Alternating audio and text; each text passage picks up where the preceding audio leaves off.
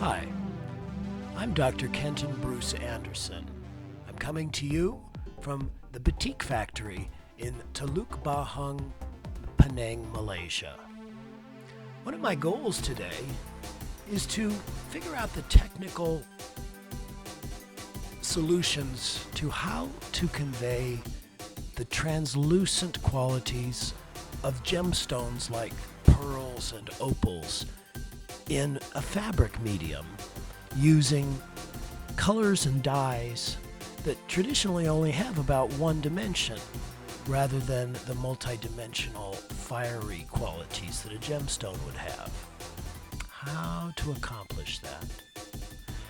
In the process, though, I also have to deal with stress, and I have to deal with the unknown and the fears that causes in me as I'm trying to figure out answers to some things that no one else has told me how to do or even told me there is a way to do. And that's what our journey today will explore.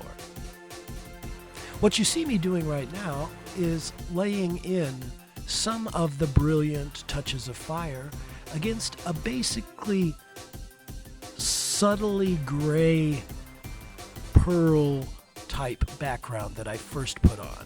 But you may have noticed that I quickly turned to the other silk batik panel behind me and I added some orange colors. And the reason I did that was because while I was laying out the one in front of me, I noticed I had the perfect orange color that I wanted for the tiger panel behind me. And so I filled in with that shade of orange that I had mixed on the tiger panel. Now I'm finishing up with a lot of other colors in the panel in front of me, including with some of the orange. But again, back to what I'm doing. This particular panel is a panel that's made to be a sari.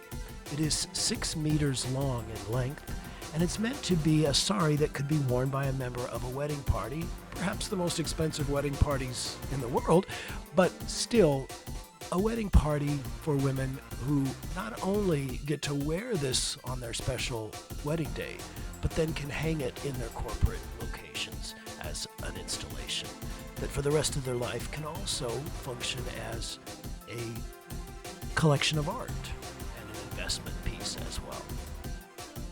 And so in order to do that, one of the symbols that I am working with here is the symbol of the koi fish.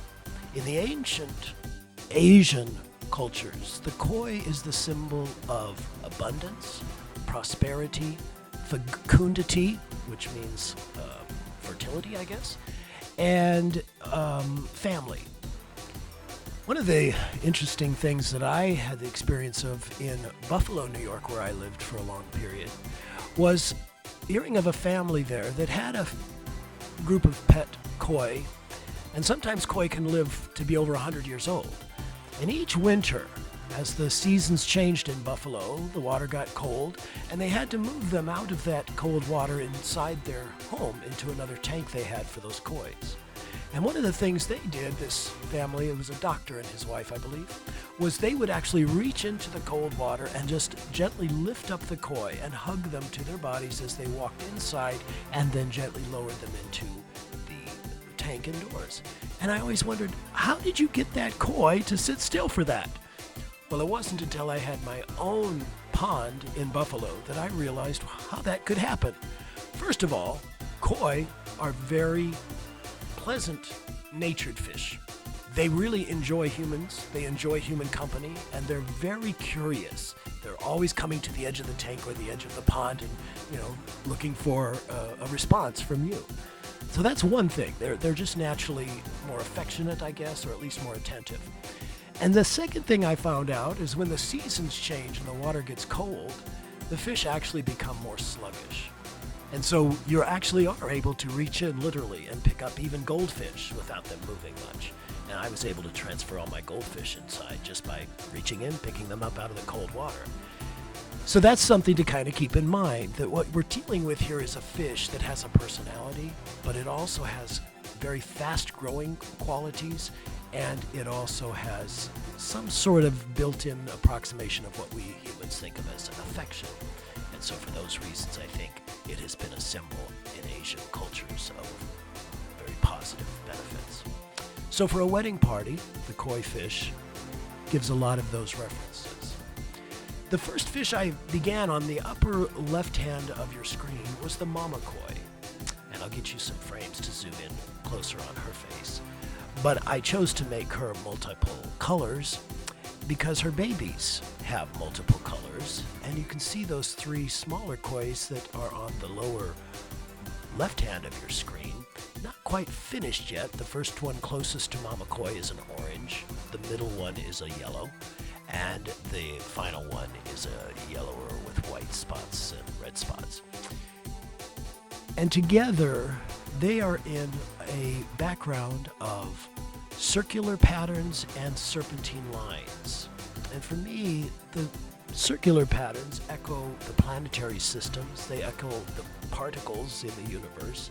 They echo all of the big pockets and accretions of matter in our universe, but also of how color is often expressed throughout the universe.